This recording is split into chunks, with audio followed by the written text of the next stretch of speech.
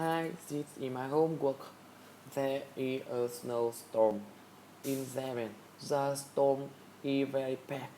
13, 13 people died.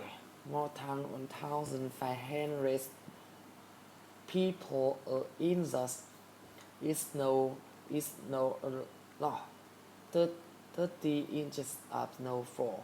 The snowfall on an area.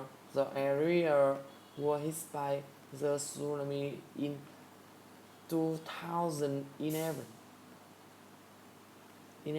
Some people cannot get to work. Money fly. A scandal is a lot easy to get to Tokyo Center. Strong wind take down power line.